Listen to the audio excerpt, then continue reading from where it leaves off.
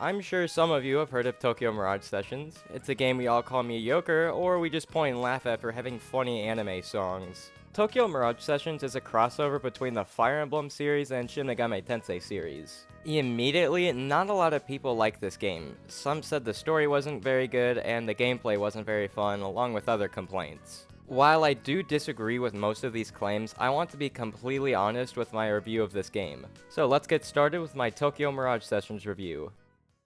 The story wasn't really anything revolutionary. If anything, it was really simplistic. And most of the time, I'm okay with that. There's so many games that try to tell a complex narrative, and it gets a little annoying trying to remember everything going on all at once.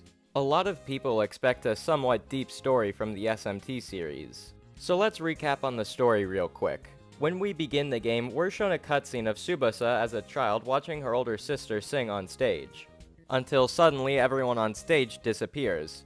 Just like my dad. Skip to 5 years later, our main character Itsuki is meeting with Tsubasa to see some concert. During the concert, we see the Mirage-possessed host kidnap Tsubasa and take everyone else's Performa. Performa is the materialization of everyone's hopes and creativity. Without Performa, it leaves a person feeling hopeless and depressed. If you played Persona 5 Scrambled, this should seem similar to the desires that get stolen by jail rulers. After the host kidnaps Tsubasa, he leaves a portal open to the Idol Sphere, so naturally Itsuki walks into the portal. Because why wouldn't you? After entering the portal, he wanders around for a bit until he finds Tsubasa.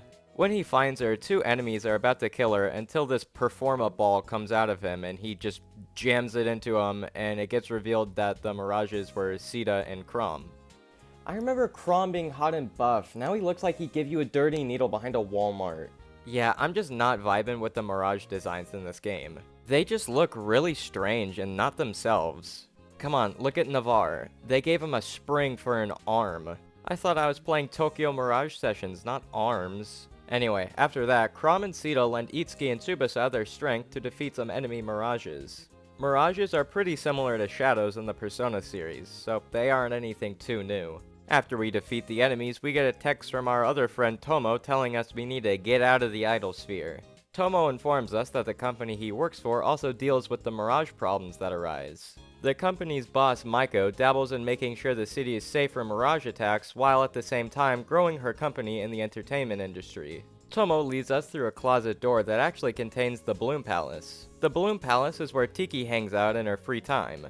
Before I continue, does Tiki look weird to anyone else? I don't know how to describe it, but I just don't like the way Tiki's model looks in this game.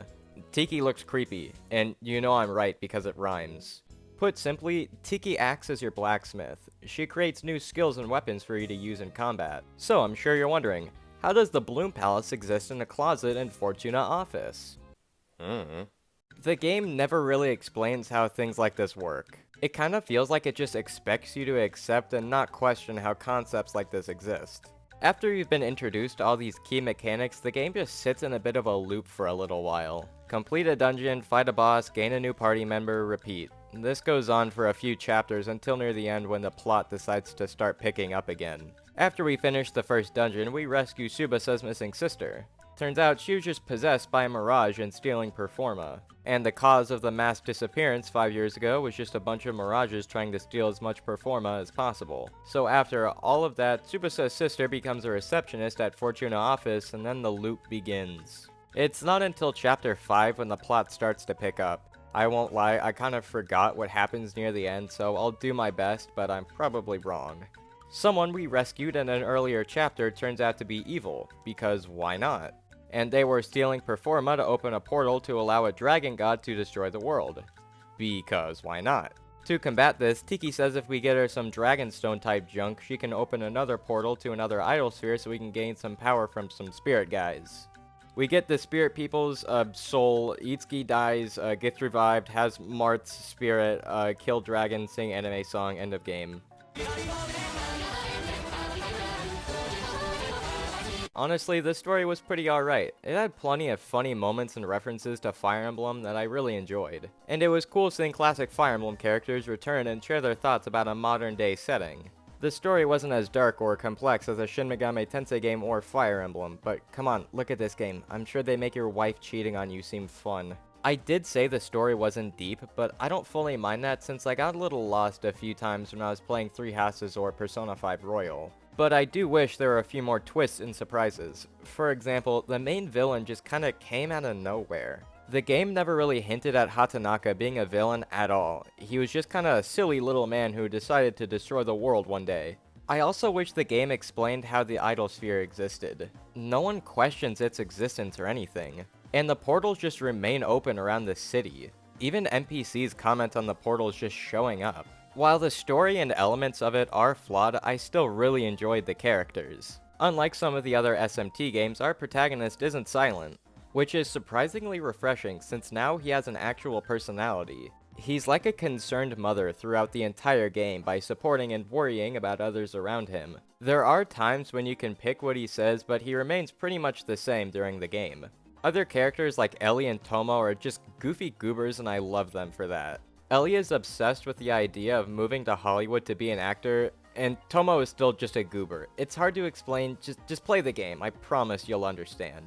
Tsubasa is somewhat of a love interest for Itsuki. It never really goes anywhere though since Itsuki is just really dense. Pretty much every female character mentions they have a thing for Itsuki. Even Memory mentioned it, and that was just weird. How about we start getting into the gameplay? I think it's pretty well done. Genuinely, it's just really fun.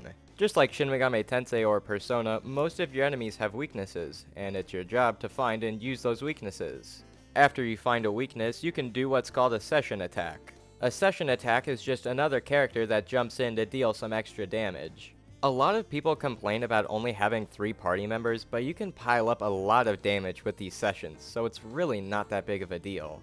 You have plenty of skills at your disposal like Zeodyne and Megidolon.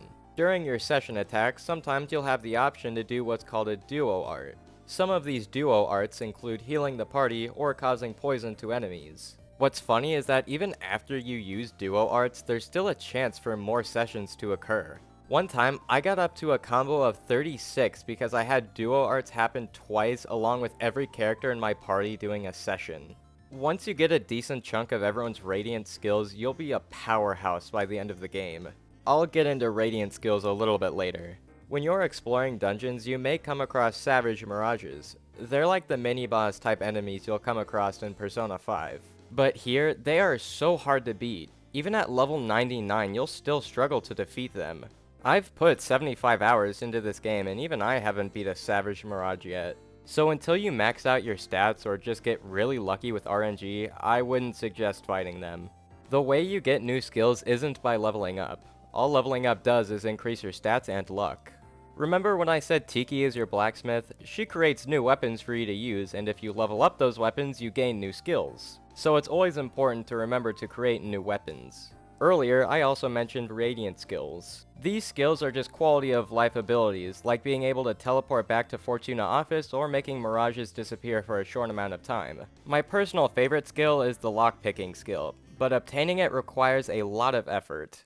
First, you want to accept the side quest in the arena. This side quest requires you to recruit different mirages in different dungeons. After you recruit a specific mirage, he'll ask to trade some item that I can't pronounce. I'll just call it Dex for short. He'll ask to trade Dex for stat boosting items. After you trade enough Dex with him, he'll ask you to fight him. His fight isn't that hard, so don't worry about losing to him. After you beat him, return to the arena idol sphere and he'll give you the lockpicking skill. It's a lot of steps to remember, but this skill makes life a lot easier, so I'd say it's worth your time.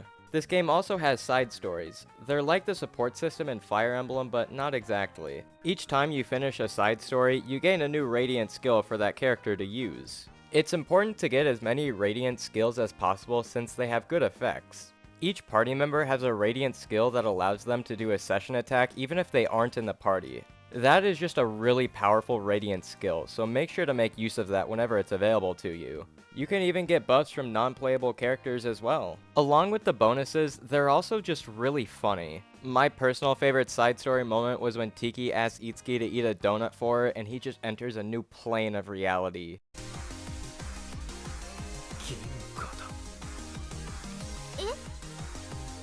ハニーとキャラメルとバナナとチョコという惑星が織りなす大銀河。1個のドーナツが作り出す世界観。このもはや一大叙情詩。世スオペラだ。うわ食べる手が止まらない。俺の意識が無意識が口のブラックホールに、いやドーナツホールに吸い込まれていく。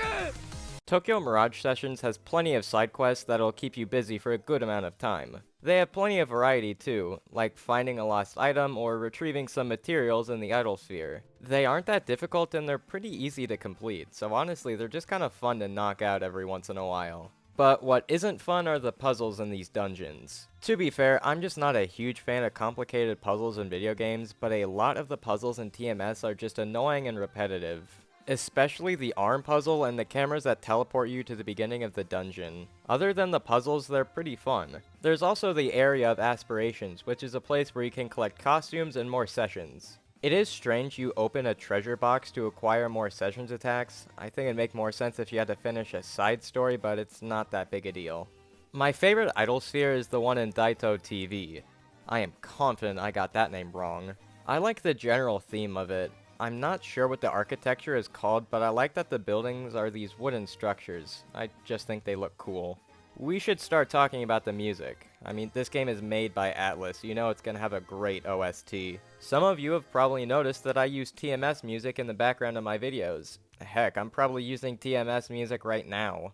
Heh, nah. Some of my favorite songs in this game are Dreamcatcher and Beastie Game. They're just so well made and upbeat. The whole tone of this game is upbeat, which I appreciate since SMT gets pretty dark sometimes. A lot of people thought Tokyo Mirage Sessions was nothing like a Shin Megami Tensei game, but my advice is just to not think of this game as an SMT game. I think if you start playing with that mindset, you'll enjoy it a lot more. To me, Tokyo Mirage Sessions is just a fun and silly time, and we should all just appreciate it for that. If you want a game to unwind to that's similar to Shin Megami Tensei, I'd 100% recommend this game. Unless you don't have a Switch, then you can play, I don't know, Thor God of Thunder on the Wii.